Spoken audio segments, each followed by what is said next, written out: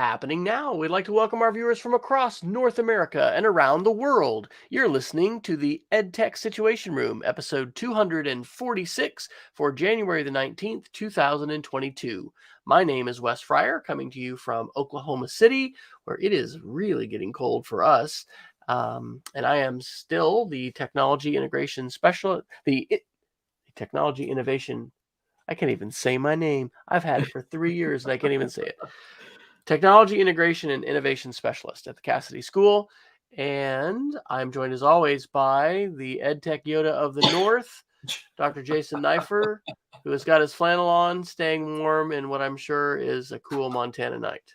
I am. Good evening, Dr. Fryer. That's correct. My name is Jason Neiffer. I almost call myself my old title, the Executive Director of the Montana Digital Academy, which is Montana State Virtual School, located on the beautiful University of Montana campus right here in fabulous Missoula, Montana. And yeah, we're cold, but it's kind of standard January cold. And unfortunately, this year it's been coming with a lot of cool rain during the day, which means that we're pretty ice rinky here in Missoula. But I don't think we're here to talk about the weather, Dr. Fryer. What is this podcast all about? Wow. Well, it's really about seeing if you and I can accumulate more show notes and article links than the previous week, I guess. We are here to talk about the past week or so's technology headlines and news through an educational lens. And we collect those links on a Google Doc, which has now historically been actually broken up. It was finally getting laggy after, I don't know, was it 80 pages or something crazy, 245 shows. So we split off the first 200 shows, archived them, and you can still get to all the links. But the initial Google Doc has episodes 201 through 245. That link is edtechsr.com/links. But we always have a wide collection of topics that we collect. And by the way, we now have a Substack. And so if you are interested, my aspiration was to get that thing out every Friday. That happened the first week. And this week it happened last night, or actually this morning, I think is when I scheduled the link to go out. But anyway, so we have a Substack. You can subscribe. It is edtechsr.substack.com.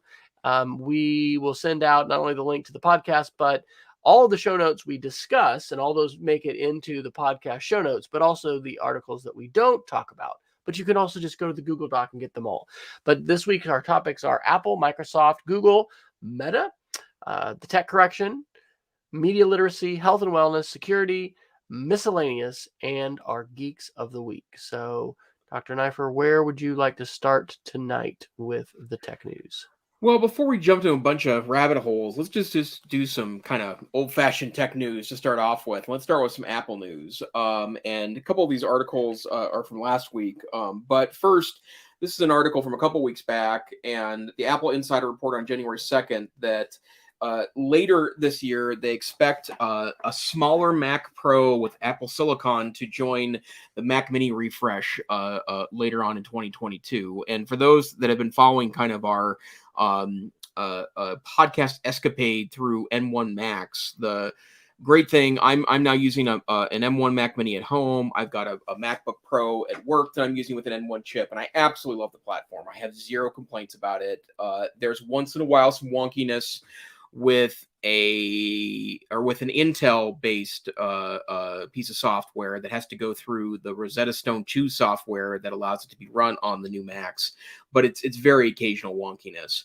I am starting to be reminded of some of the reasons why I left Mac OS in the first place, in part because there are still some raw parts to the operating system, for example, that aren't as elegant as they could be. But overall, I've been happy with moving back to that as my primary operating system. But there's been a lot of discussion since the M1 was released 2 years ago, or I should say probably a year and a half ago is more accurate, that the Mac Pro, the big metal Mac Pro, is certainly still on Intel for right now after their refresh a couple years back. But there are some exciting things going on to suggest that the Mac Mini of 2022 will be substantially better than the one that was previously released, and that there will be some kind of Pro desktop machine that could have lots of RAM in it and lots of storage space. So For those awaiting a Pro desktop, your wait will not last much longer. Any thoughts, Dr. Fryer, about coming M1, or I guess maybe perhaps M1X or M2 Max? Well, I finally pulled the trigger on a used 27-inch old iMac, which is what I've been using for quite a while here for the show. And so I'm going to be sticking with that. I mean, I've been using my M1 since before the summer, actually last spring. It's almost been a year, I guess.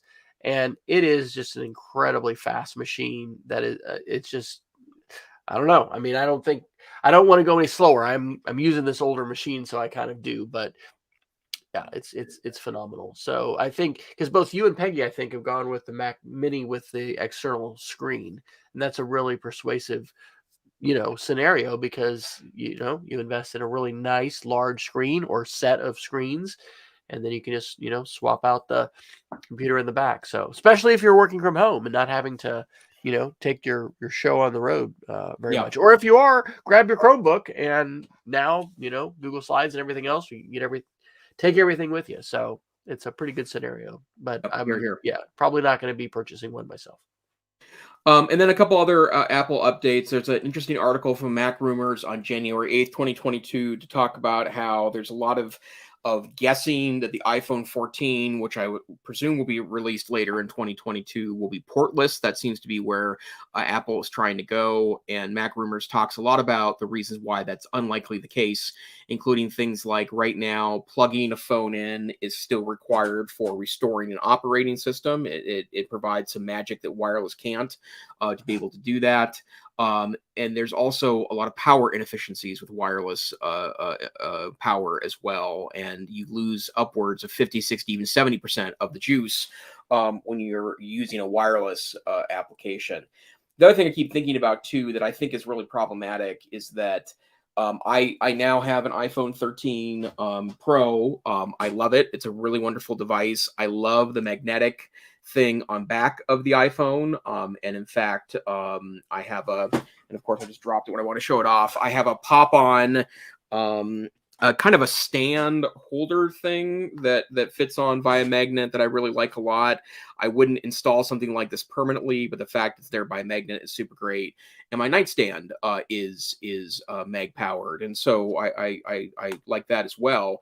But it's just going to create a shocking amount of e-waste to start with. Although I guess at some point they're going to move away from the Lightning port. So, but I think the other thing that's also problematic is that to own a cell phone knows what it's like to have to buy an emergency cable in order to charge it, right? That's what owning a cell phone is like. If you've ever traveled before, forgot a charger, or I tend to travel with many chargers on me when I'm traveling for a conference or work travel in particular. But there have been times when I lost my charger or I left a charger at home.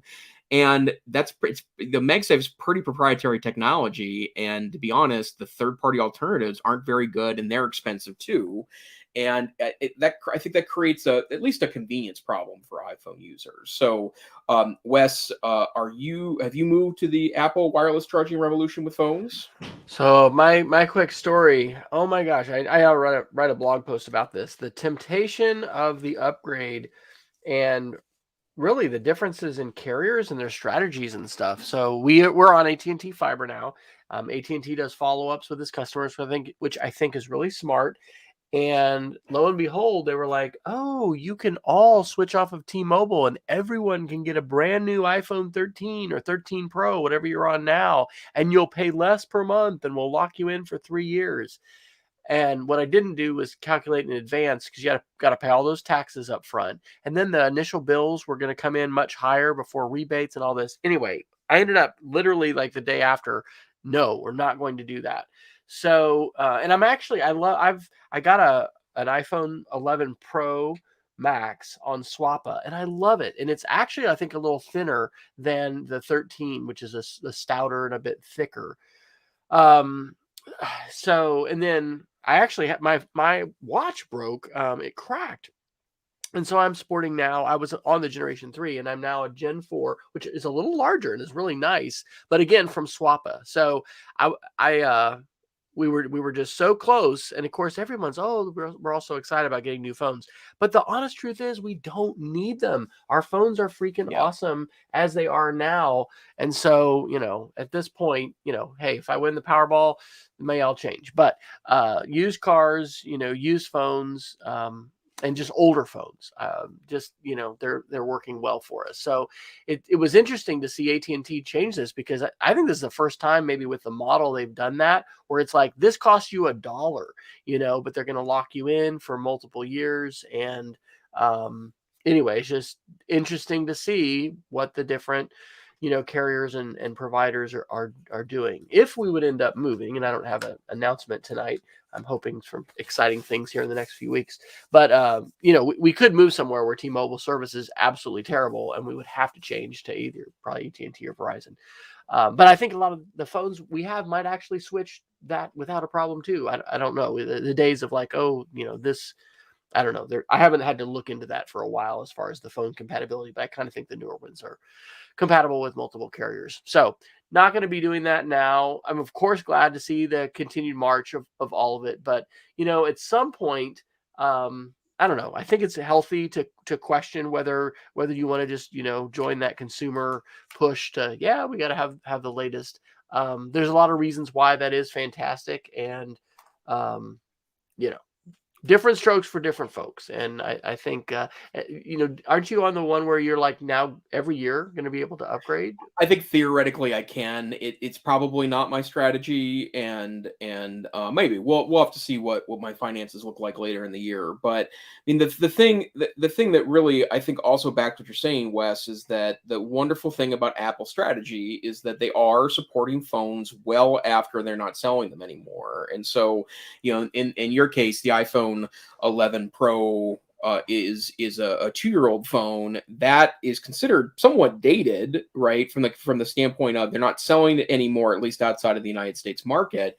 But that phone will probably receive at least 3 or 4 years of updates, if not more, and you'll be done with that phone in 4 years, right? That's, especially when you're buying a used phone like that, I think that makes a huge difference. And what brought me back to the Apple universe was buying a used iPhone XS, which I'll admit I was absolutely in love with. It was a great phone. The battery was terrible because I think it'd been used pretty hard for, I guess it was about 2 years at the point of which I bought it, about a year and a month or so ago. But that was fine. I was work at home time for me. I haven't traveled in a long time, and if I do travel, I'm in my car, so I could just plug it in. So it was not a real huge deal for me, and I got a wicked trade-in deal from T-Mobile to boot. So I think all those things are a really kind of huge part of the mystique of keeping an older Apple device around. One thing I'll say, and I've got to, I think I'm trying to use Google Tasks some more. I don't know if anybody else does this, but like I just go through different things and of like, trying to be productive and using this task manager. And, I've never found something that's just the absolute wonderful. I'm never, I get everything done early and never have problems. But anyway, calling T-Mobile because of talking to AT&T, and I'd intended to do this earlier, and just like kind of, what do you have for me now? I have a friend who regularly does this with different, bills and, internet and other things, and just seems to get great deals. I don't know if it's threatening, to change and go with someone else, but I know with those Magenta plans, we don't have any 5G compatible phones, I don't think, at this point in our house or our household. And so anyway, it's not like we have to be on that 5G plan, but I think that's something else for people to think about, is even if you're not upgrading, it can be beneficial to talk to your carrier and compare and shop around and see. Again, competition benefits the consumer. And so I need to see, we're locked in and grandfathered in to an older plan that was really good, but 10 gigs of data or whatever it ain't what it used to be. And we all, not all of us, but a lot of folks consume far more than they might have. That all depends too, though, on how much you're on Wi-Fi. And if you happen to be working from home all day, then, right now that's not a big deal at all. You might not need any of that cellular coverage. But anyway, it's, wonderful. So, yeah, shout out to Swappa, another great victory with another purchase, and just no problems at all with this. But in addition to considering your options with hardware, it's probably good to consider, what the different plan options are, and if there's something that's better, or if the carrier can offer you some kind of incentive because they're, trying to win business and keep business. So sometimes you can make that work for you as a consumer. Yep, absolutely. Okay, I want to do one last Apple article. We'll actually then segue to another topic, but there's an interesting article from 9 to 5 Mac that's on January 9th. Shannon Miller writes that the Apple headset is not an all-day device, and Apple has said that creating a metaverse is off limits. And there is some kind of mixed reality device that a lot of tech pundits say Apple's likely to release sometime this year. But what's really interesting about it is that it looks a little more like Google Glass than it does or at least it looks like it not looks by the actual physical looks, but the device usage itself seems a little more like the augmented reality of Google Glass than it does kind of the Oculus style metaverse of the future. And what's interesting about that is that there are rumors that that Apple employees have leaked to the media to suggest that they don't consider this an all-day device. They don't want people wearing this device 24 hours a day, and that the concept of a metaverse has been basically ruled a no-go for Apple. They really think that you want to keep a firmer grip on reality, and that's a pretty bold, I guess, contrarian view compared to what other technology companies seem to be headed towards. Any thoughts about Apple avoiding the metaverse? Well, I think that would go along with Apple Fitness and health, and getting outside, and I mean that's certainly something with the watch, and I'm more into that than ever with health and wellness tracking, and back to my Fitness Pal, my meals and water and all this kind of stuff. So yeah, I would think that Apple encouraging people to remember to go outside, not stay plugged in all the time. Obviously these companies benefit from us utilizing them, but I think there's genuine encouragement on the Apple Screen Time app, and just the whole push that Apple has towards fitness and wellness. I mean, I don't see anyone else's tech keynotes and things like that and be like, man, I really need to get a new workout plan or whatever. I mean, but Apple's, has done that. I mean, I'm not signed up for whatever it is, the Apple Fitness Plus or whatever that thing is. Anyway, not going there yet, but I could totally see Apple doing that. And then, because I think the augmented reality side of the future, with virtual reality, augmented reality is ginormous, because being able to, and I'm not saying I want to do this, I don't know, that we could try, here I am looking out at the street, and here are my directions, kind of like a heads up view, Yeah. on your, windshield or whatever of your car, and being able to see, recommendations, or these are Yelp reviews or whatever. I really, and I think Apple will do this much more than I have faith in Facebook with Oculus doing it, is not going to the Ready Player One absolute nightmare of, every square inch of advertising space, potential advertising space is being used. So this is something that's been teased for years. Apple will, I'm sure, be very, very judicious and careful in pulling the trigger on this, because at whatever point they come out with their, glasses, whatever that is, it also may not be I mean, they're not the first to market. Google Glass was out there, and there's other things too, but beyond Google Glass. But when Apple does have their product launch for their headset glasses, that will be significant. But it's going to be real interesting to see what, I could say Facebook, I should say Meta, whatever, Zuckerberg's company. It's going to be super, super interesting to see what they are going to do and what they're going to push, and the hardware. Because one of the things I think I might have mentioned on the show in the last few weeks that I've read somewhere, and I know I should have my attribution better than that, Zuckerberg wants to have hardware, because with Apple, with the phone, with the watch, with iPad, with laptops, obviously phones are the lion's share of product, monthly, quarterly sales or whatever. Zuckerberg with Facebook and now Meta does not have hardware in the game, and that was a big part of them with Oculus, and that's part of the play. And I think we've got some other articles about metaverse stuff in the show notes. The billions of dollars that are being spent and are being pledged to be spent in the next couple of years to develop this is like shocking. It's incredible. Can you get your head around how much money that is? So yeah, Apple's going to pull their trigger here, but I think that it will be natural for them to not just follow suit with somebody else. And the stand that they've taken for privacy, I can see them taking a stand for, experiences in the real world and, fitness and a play for maybe augmented, where maybe Facebook is going to be going more pure virtual reality metaverse. I could see Apple, possibly doing something that is more augmented leaning. But all of that is pure conjecture. But hey, I'm telling you, this future is speeding towards us far faster than we probably realize. And the students that are in our classrooms right now are going to be growing up on it. Just like we grew up on, the early days of the web. They're growing up in Roblox and Minecraft and these early iterations of the metaverse, and it's going to come into maturity, I think, far faster than maybe a lot of us realize. That's a really good segue to then where a couple of related metaverse articles. The first one is actually from, let's see, the January 16th edition of The Verge from Emma Roth.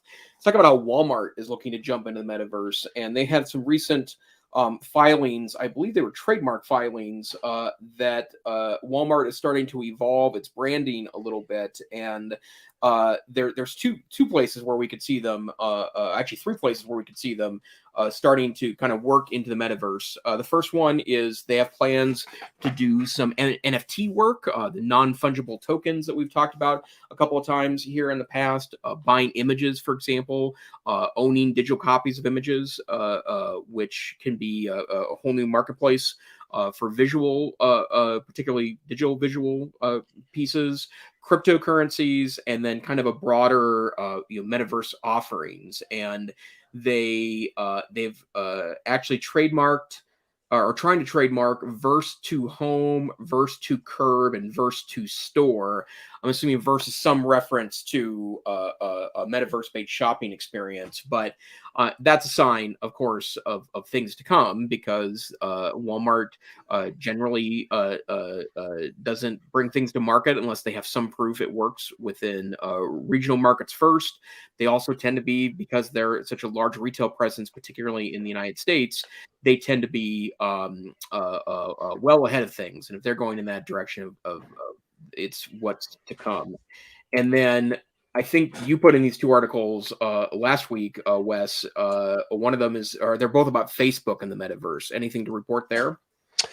Yeah, this first one, these are both from the Financial Times. I actually found this first one from the second one I'll mention. This is the early article from November the 12th, 2021. How will Facebook keep its metaverse safe for users? And part of the tagline here is they won't, keep it completely safe. Building on what we talked about last week with Roblox and just content moderation overall. I don't think I put it in the show notes, but I just listened to Kara Swisher's interview with the new Parler CEO today. It's fantastic. And there's a very clear admission by people like that they're going to have policies and they're going to try to police stuff, but they're not going to be able to, use the AI algorithms are not going to save us and just keep all of the, community guideline and content guideline violating, content out. This particular article cites an internal memo from Meta, or the company formerly known as Facebook, Andrew Bosworth, laying out the scale of the challenge. They have this is where the number comes from, $10 billion a year budget that just one company named Meta, that used to be called Facebook, is spending to build out the metaverse. And so this internal memo warns that virtual reality can be a toxic environment, especially for women and minorities. And he added that this could be an existential threat to Facebook's ambitious plans if it turned off mainstream customers from the medium entirely. So the issue about content and speech and expression And how are you going to navigate this? And are you going to be able to like cordon off areas? Let's say the M for mature areas, they're still going to be there, but they're going to be, you know, somehow keeping children away from them. Anyway, that was a pretty interesting article. But again, that came from the one that I actually found first. And this was Financial Times, January 17th. And it's interesting because you were just citing some patents from Walmart. These are patents from Facebook. We hear this about Apple, and lots of the rumor blogs, you know, will say, oh, this, you know, patent got filed. I think Apple's about to, you know, release some, you know, VR glasses or AR glasses or something. Headline is Facebook patents reveal how it intends to cash in on the metaverse. Now, I had the opportunity to stay home for about 5 days this last week as I dealt with a little COVID situation. I'm all back and good. But one of the things that I did in addition to binging Stranger Things season 2 was I watched Ready Player One again. I don't know if Peggy, you've seen Ready Player One. I think Jason, you have.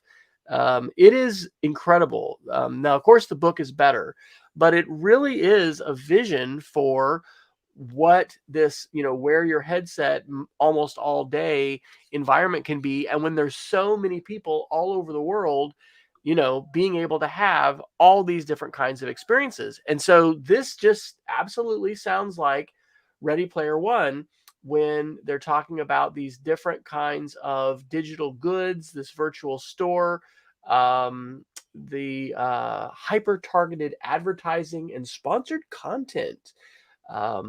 Nick Clegg, Meta's head of global affairs, told Financial Times during a recent interview, for us, the business model in the metaverse is commerce-led.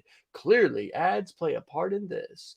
And so these patents are showing, it's kind of funny, sketches of this, you know, person with a knight helmet on, holding a shield and a sword. But it's this wearable magnetic sensor system. And so the sketch gives an example of a soldier in a sword and armor appearing in a virtual world. The ways in which, if you've watched Ready Player One, like they have this, you know, what is it called? The boot suit, you know, but these different, they look like armor, but it's different, you know, different articles of clothing that you're putting on, but they're pressure sensitive and they're going to have heat and they're going to squeeze you, or they're going to give you all these sensations. Oh my gosh. You know, this stuff it's like, it's almost too much. And I think that probably just happens with change with us. Like, that's why we have to have the passing of the generations or stuff. But, oh man, it really makes you think about how science fiction has become a reality. So it's fascinating to see how these patents are kind of showing the cards of where companies are going. And for those of us that thought, hey, you know, Frances Haugen's testifying before Congress just as a little distraction, Facebook's changed their name. No, this is not a small thing. I was in San Francisco in 2007 when Steve Jobs on the stage announced, you know, the iPhone, and that was exciting. But at the very end of the speech, you know, he said this really small thing. Oh, and by the way, we're not Apple Computer anymore. We're just Apple. You know, that wasn't a small thing either. Already at that point, you know, iTunes was vast because iPods were, you know, ascendant. And, you know, not long after that, with the iPhone exploding, you know, iPhones and the mobile technology far eclipsed Apple's income on computers. So we're going to see Meta. And this is what I think good companies end up doing. They don't succumb to the innovator's dilemma where they're so focused on their old product that they can't innovate. We've seen Microsoft struggle with that, and they're doing it. They're making it, I think. But this idea of a pivot is absolutely what we're seeing Facebook do, to the point where the company is no longer Facebook. Interesting that this is an article from January, right? And it says Facebook patents reveal, well, you know, I think that's because of name recognition. If they had tagged the headline Meta patents, you know, people would be like, what does that mean? But it is the company Meta. So your thoughts about this, Dr. Neiffer? Are you ready for the Ready Player One environment and all of the various and sundry experiences which it could afford you and your wife? I think I'm probably okay with this. We're waiting for this a while, and it's funny you mentioned this, Wes, too, because I am I wonder if maybe this is just not going to be our generation's thing. So, I mean, I do know, or I have a lot of friends that have tried out, a few of which own Oculus headsets and like it quite a bit, but it's still for them an occasional thing, right? It's not something that they want to spend a lot of extensive time in. And I'm reminded, well, there's been a lot of media attempts to kind of portray what the metaverse might look like, and it all felt pretty dystopian, but also that was supposed technology, right? In the same way that, you know, if you read any of Arthur C. Clarke's novels about the future, that things look more nuanced than that, and things are thinner and brighter and faster than people suppose computers might look. And so maybe a metaverse may look a lot more compelling and real. But I like Apple's approach, the notion that it's about augmentation and not replacement. And that's where I'm kind of hoping things end up going. Well, the article you shared about Walmart, there's so many articles. I think this may be the most ridiculous number of links that we've ever had. But hey, folks, you can just sign up for our Substack and receive them all in your email. I put this one at the bottom of our tech correction. We have about, I don't know, 8 or 9 tech correction articles today. This is a Recode article from January 13th called The True Cost of Amazon's Low Prices. And the reason your Walmart patent metaverse article reminded me of that is just thinking about big companies, big tech, and small companies and entrepreneurs, and what, you know, where are the advocates for the entrepreneurs and the small companies? This is an absolutely fascinating article. It's part of a Recode series they're doing on big tech and antitrust. This one was written by Sarah Morrison, and it is talking about bills, which I think we might get to under the tech correction, which have been proposed and written. The American Innovation and Choice Online Act, which is an antitrust bill. There's another, there was a report that the Federal Trade Commission, the FTC, was really, quote, ramping up its years-long antitrust investigation into Amazon's cloud computing arm, Amazon Web Services. You know, Amazon is so ginormous. This goes into the ways that Amazon uses data, and because it not only sells products, but it also owns and manages the platform, you know, it can give preferential placement to its own products, and it can use the data from the sales of all, you know, products to be able to, you know, target and favor its own. It's interesting because they'll talk about, you know, the value that's brought to third-party sellers. And I actually registered over the weekend to be an Amazon seller. We are anticipating moving. I don't have any news, but I think we might move this summer. And so I got to get rid of some books. My wife has said, we are not moving all these books, and I don't want to just give them all to Goodwill. So anyway, you can register yourself as a seller, and Amazon has statistics about how much of the volume, and also monetarily what it is every year or whatever, that third-party sellers are having on the platform. But this article basically breaks down, you know, the ways in which Amazon especially is abusing its power, you know, squeezing sellers, and you know, how it works. And I don't know that they'll do tours. We have some massive Amazon facilities here in Oklahoma City. I have a friend who had worked for them for a while in one of their distribution centers, helping run their delivery trucks. I think, I mean, a lot of that's secret and it's proprietary, and I don't think they just, you know, bring groups of school kids or anybody else in to just necessarily tour. But it is a huge impact on our society and our economy. We do have a lot going on with legislation, which we've got some articles about. And so anyway, I will commend that article, and I think it's worth all of us considering the role of entrepreneurs and small business. And, you know, we've got these network effects that continue to allow the bigger to get even bigger, the big to get bigger, I guess. I'm not saying that very well. The big fish keep on eating the small fish, and they are getting bigger and bigger all the time. So I think these are big questions.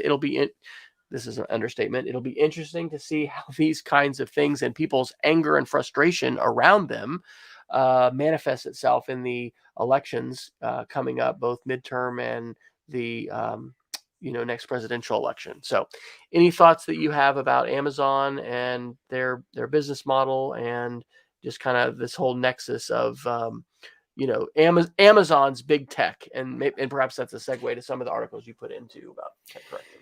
Yeah, I mean, I guess the only thing I would say is that Amazon was inevitable. Like, if it wasn't Amazon, it was someone else, and that I think someone would at some point figure out how to monopolize the global supply chains to bring a lot of things cheaper. And I think it goes back to broadly when we talk about tech correction. One of the things that I think has been the conclusion of the tech correction over and over and over again, that there's unlikely to be a comprehensive regulatory savior. It's also unlikely that the tech companies themselves will implode, despite people have tried protests and all sorts of. It's not by Amazon Day, and I've heard nothing of the sort that suggests it's impacted any of that discussion at all. I wonder if it goes back to, are there ways to connect us, maybe using the technologies to be more human about things? And I don't think that's a very good answer to the corporate problem and maybe retail problem that Amazon inspires. But in the end, it probably is about finding ways to make technology more human or more humane, to use maybe a more directed word. That's the all. Center for Humane Technology was probably named with just such ideas in mind. Yep, absolutely. Okay. Well, what topics should we go to next? We're about 2/3 of the way through the show. Yeah, so a couple other tech correction articles. Actually, I picked this article because of you, Dr. Fryer. But yesterday's Verge talked about how that one of the ways the Democrats are approaching regulation of big technology is to ban something that they're referring to as surveillance advertising. And to be honest, the term that Dr. Fryer would use more frequently is surveillance capitalism, because it describes kind of the broader marketplace of data. But I mean, this is the kind of stuff that Silicon Valley doesn't want. And that's why I think you're starting to see some efforts, who knows if they're honest or earnest in any way, but efforts by Silicon Valley, I think, to figure out ways to regulate themselves before someone externally regulates. I honestly don't know what this does.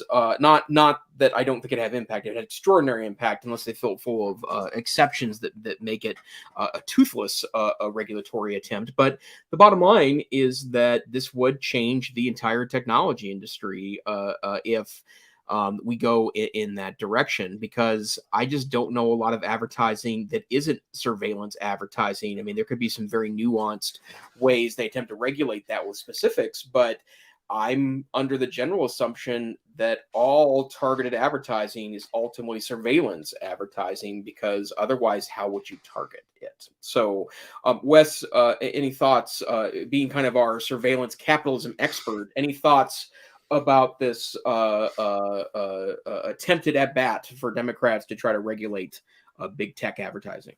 It's most likely this is going to be, just something to get news and press and not to actually pass. I mean, this kind of legislation is exactly the reason why I'm sure Google, Facebook, and Amazon are spending millions, if not billions of dollars on lobbyists to try and influence legislation. So I think that I've said this before, we do need to have more privacy protections in the United States. We don't have a GDPR like Europe, a general directive, whatever that is, on privacy regulation.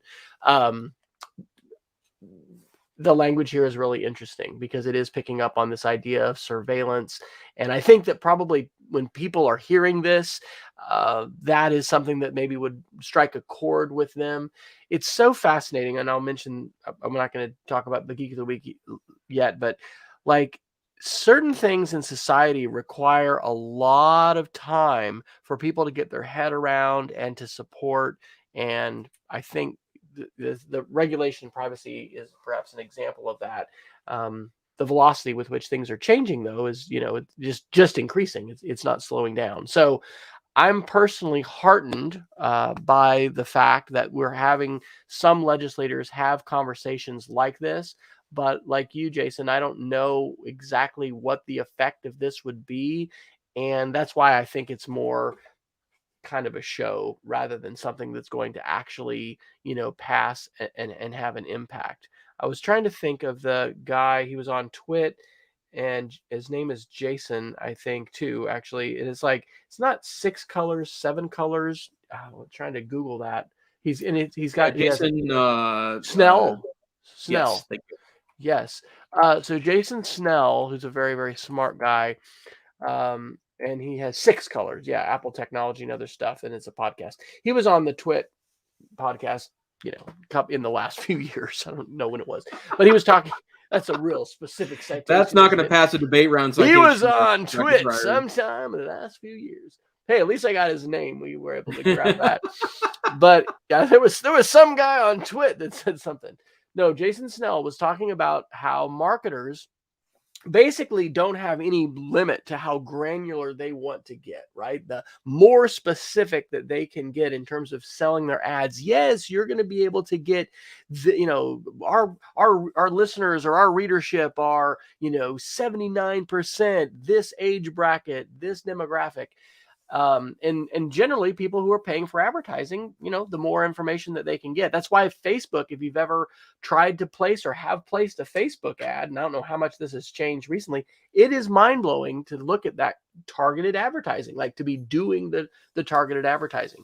So what Jason was saying is that you're really never going to have limits come in from the advertising side, from that company side. And that is fundamentally what Facebook and Google are about. They are about selling advertisements through data to folks that want to, sell goods and services. So I think that the idea of self-regulation here is, like you said, they're going to try and do some of it to stem off the regulators, but it's ultimately, this is Shoshana Zuboff of Harvard, her book Surveillance Capitalism, that I have not read, that is a tome.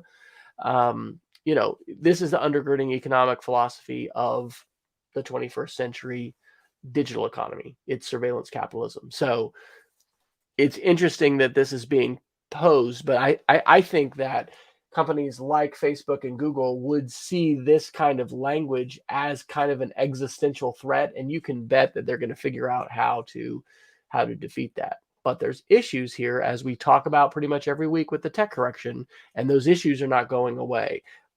Maybe we can make some of those not be as egregious and terrible. That would be a wonderful thing. But to sort of drive a stake into the heart of the surveillance capitalism driven digital economy with one law, like, I would be shocked. I don't think that's happening. Interesting that's being proposed, though. Yep, absolutely.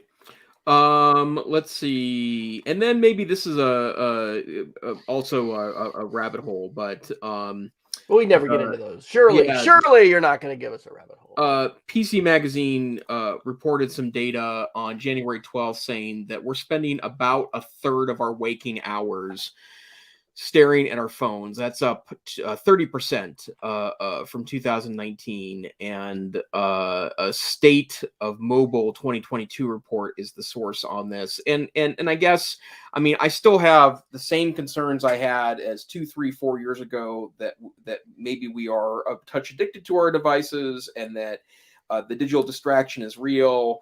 I'm willing to give us a little while longer here, just because we're in the midst of a pandemic. And in a lot of cases, I think that there's a way to have a healthy relationship with the device, even if you're using it a lot. But at some point, we probably need to start these conversations again. People were thought as being almost heartless or thoughtless about the situation in 2020, when people were talking about spending a lot of time on their phones. But I think as the pandemic becomes endemic, which is where I believe it's going, we need people to start thinking about plans to not use their devices, or ways we can encourage people to do a more balanced look of technology and its use in our daily lives. So I certainly, my device usage is up pretty substantially. In fact, if anything, I've probably moved off a smaller screen to a larger screen, in that I watch more television on an actual television, as opposed to Uh-oh. Either I have gone offline or Dr. Knifer has, because I am not hearing him. So how about now? Oh, he's back. Thankfully, yeah. Was I I got there a or I was got a you? weird. Both of my windows were doing little spinny things, so I wonder if my Okay. connection was temporarily interrupted. So, Well, where well, let's go to the chat room and give a shout out to Peggy's comment here saying I don't think screen time is necessarily a good measure of overuse of devices. Yeah, well, she's kind of echoing what you're saying about the yeah, pandemic. Here's what I'm agreed. thinking. It's not this isn't just device use. This is about the way in which it's like blended learning. How do sources of information and ideas, and this can be entertainment, can be all kinds of things, but how does the world of bits, of zeros and ones and data, flow into your brain and become part of your consciousness and your day? And I see the blurring of the lines with smart speakers because, and I haven't completely fallen in love with Google Podcasts. I love my Pocket Casts app, and I'm still doing most of my stuff with my phone. I need to see if with this newer watch I can do my podcasts on the go and stuff like that. But quick story.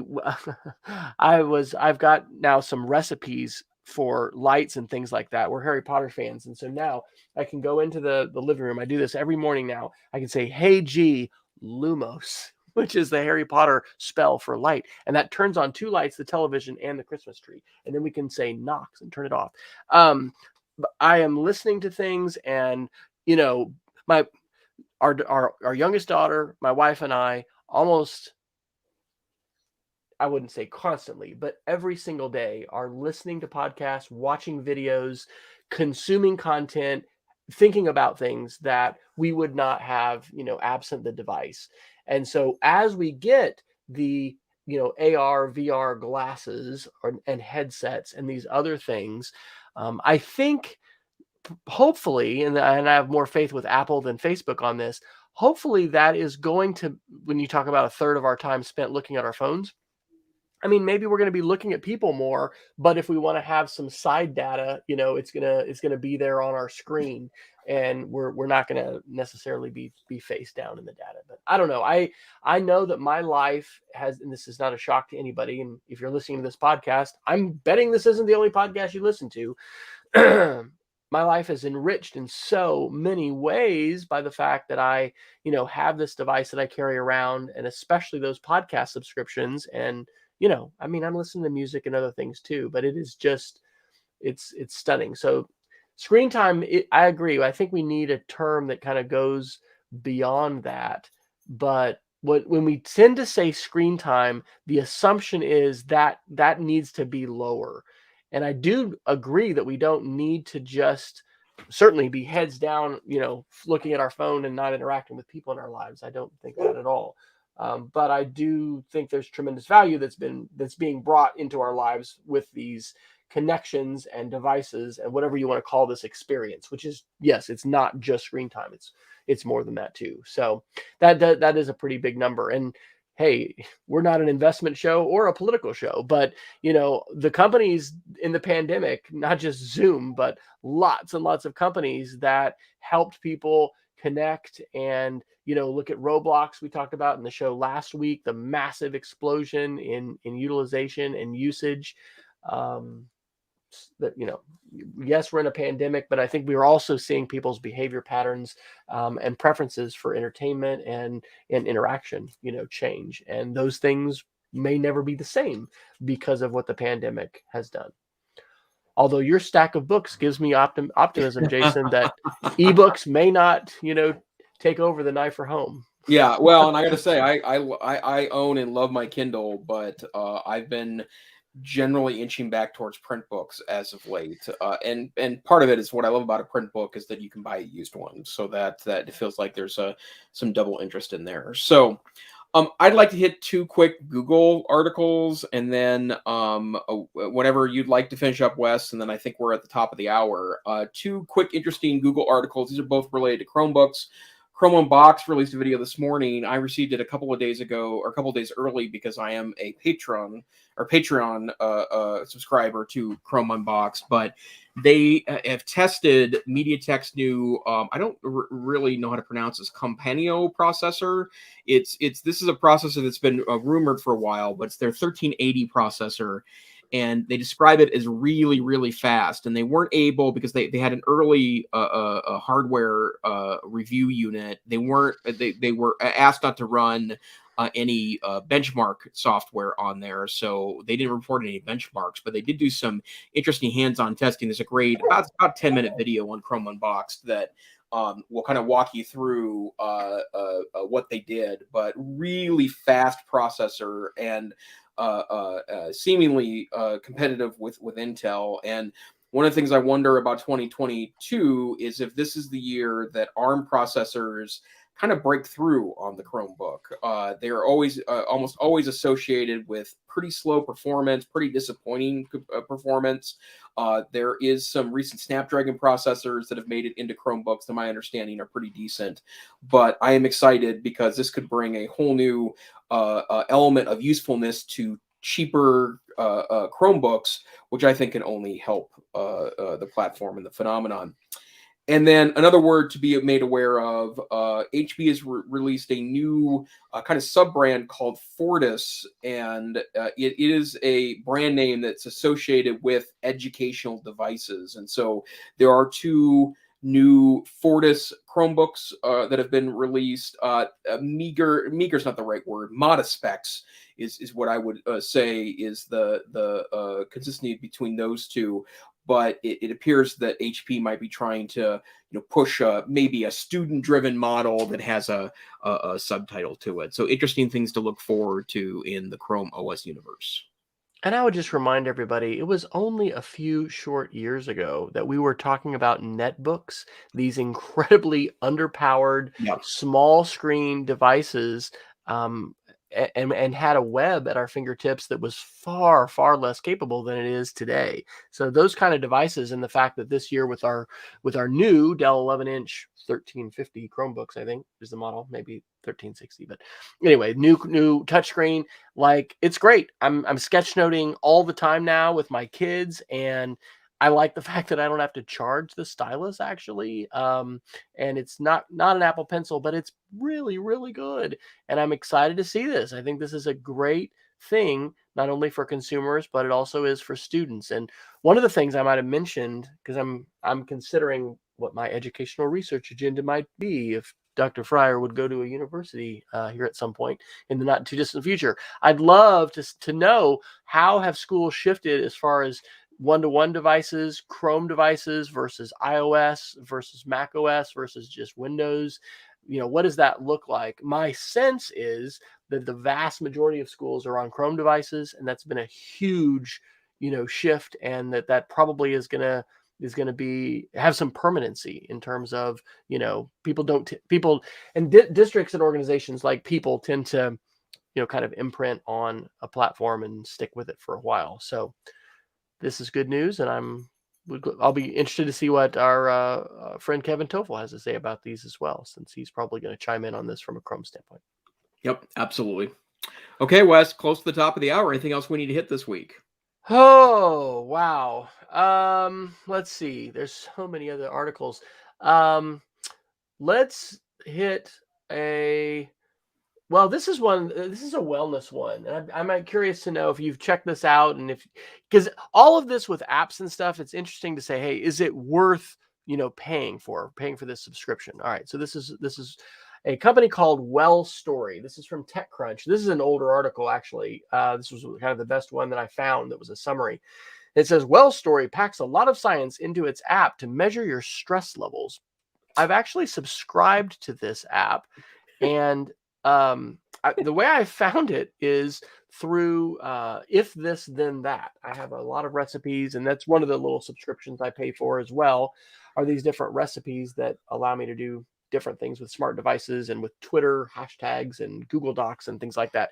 Anyway, this is a company founded by 3 engineers using a lot of AI, and in addition to the kinds of data that your watch will just, collect with you, it's interesting. It measures like the delay between heartbeats. You put your finger over both the forward-facing camera, or no, the rear-facing camera and the flash, and hold it there for 60 seconds. And it's doing all these calculations and creating these graphs.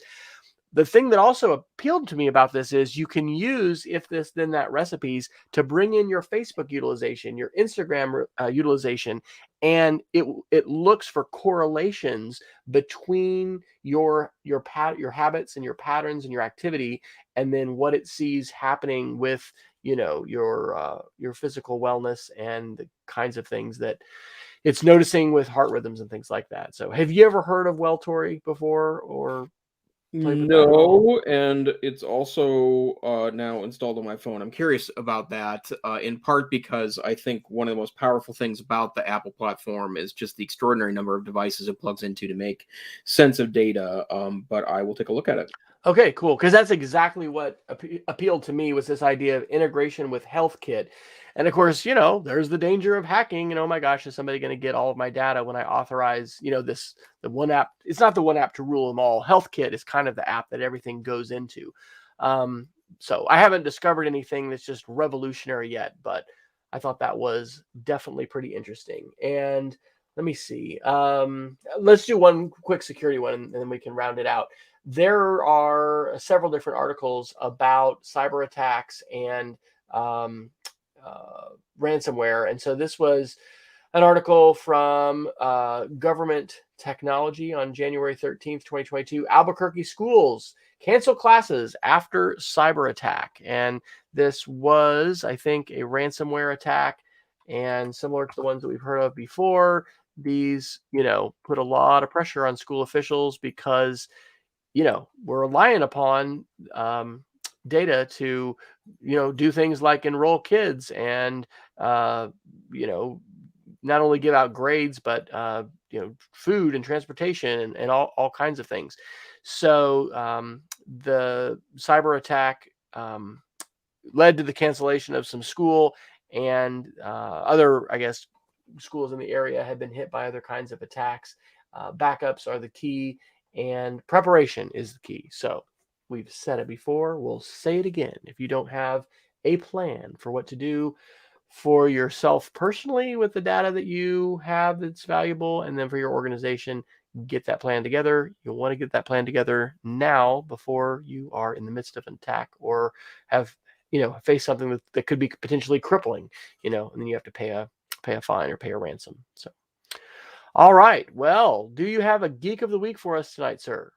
I do. I'd like to share a site that I've already used, but I read something interesting about it recently. It's podchaser.com. It's a podcast and pod episode search engine. And I had been working on a presentation for the now postponed NCCE, which was supposed to be 2 weeks from now.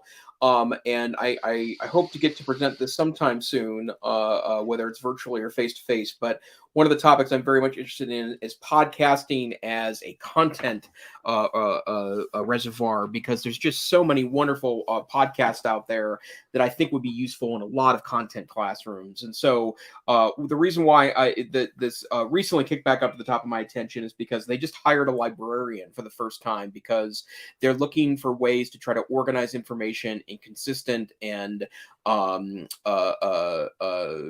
guess expected ways so that people can find more information. I think it's a wonderful effort on the part of podcasts. Dr. Fryer. And I've got two quick ones. My first one is OneTab. OneTab, I had a fifth grader this week that basically just had almost never restarted her Chromebook, and she just hates to restart because she will lose her tabs. So I showed her OneTab, said, look at this, save your tabs, restore them, let's get you restarted. That's really important from a security standpoint. And it is amazing to me. Like we probably could do psychological analyses of folks who keeps 20 plus tabs open at all times. Get a tab suspender to help with that. But the one I'm most excited about is the Moonrise podcast from the Washington Post. Have you heard of this, Jason? The backstory of Apollo and the moon? No. This is amazing. So this I love listening to podcasts. One of the things that I noticed both the New York Times and the Washington Post does, I listen to Post reports, which you don't have to be a subscriber to the Post to listen to that. And these are short articles, but they'll do, promotional ads about other shows. This one is out in all episodes. It's not like being released right now, but the author of Moonrise, who is, Liz Cunningham, want to uncover the real origin story behind the United States' decision to go to the moon in the 50 years since the moon landing, as presidential documents have been declassified and secret programs revealed. A wild story has begun to emerge. Moonrise, a Washington Post audio miniseries hosted by Lillian Cunningham, digs into the nuclear arms race of the Cold War, the transformation of American society and politics, even the birth of science fiction to unearth what really drove us to the moon. Come along with us on a fascinating journey from Earth to the moon. This is great. I think Eric Langhorst hopefully will be listening to the show, and I know he's a huge NASA fan. In fact, rumor is that my wife and I are going to see Eric, and as well as our son, here in a few weeks at the NASA Educators Conference at the Johnson Space Center. Lillian Cunningham. Yes, thank you, Peggy. And so anyway, this is just like I've learned more about Wernher von Braun, but then this guy whose name I'm not going to be able to say, who was like the father of really science fiction in not just the United States, but the West. He was the one who edited this magazine called Astounding. And this guy you might have heard of, Isaac Asimov, came and wrote for him. And basically we grew up, folks in the U.S. in terms of entertainment grew up on cowboy and Indian sort of Wild West stories for just decades. But then that sort of started to fade in like the 1920s and 30s. And then what came in was science fiction. And I mentioned earlier in the show, things take a while to permeate into the consciousness of society. It is fantastic. It's awesome. It's called Moonrise, and it is free. And wherever you get your podcasts, just put in Moonrise and check it out. All right, Dr. Neiffer, where can folks find you when you're not illuminating our minds here with the tech news on the EdTech Situation Room? The best way, or the best place to find me. The best and blessed way to get Father Neiffer. Twitter, Tech Savvy Teach is where to find me there. All right. And I am W. Fryer on the Twitters. wesfryer.com will give you lots of links to connect. So we want to thank Peggy George for joining us live. We want to thank our other silent viewers. We had a couple other live folks join us tonight, and we always appreciate people coming in live. Feel free to join us if you can, generally on Wednesday nights at 8 p.m. Mountain Time, 9 p.m. Central, something like 2 a.m. UTC. And all of our show notes you can find a couple different ways. Go to edtechsr.com, where you'll find small 32 kilobit audio versions and approximately 110, 120 megabyte video versions. But you can also subscribe to our Substack at edtechsr.substack.com. You can also find us on YouTube, and definitely check us out on Twitter and our Facebook page, because we're always updating, and any of those are ways that we will also let you know when we actually do need to take a week off, which does happen from time to time. So we want to thank you for joining us and encourage you to stay savvy, stay safe. It is going to be an exciting, I'm afraid, couple of weeks here as our numbers of COVID are still continuing to go up. So stay safe out there. And I am here to tell you, being triple vaccinated, can be a great thing. I'm very thankful for the vaccines and want to encourage everybody, if you have not, and you can, to get vaccinated. It's good for you. It's good for the community. Be safe, everyone. Yep. Good night. Bye-bye. Take care.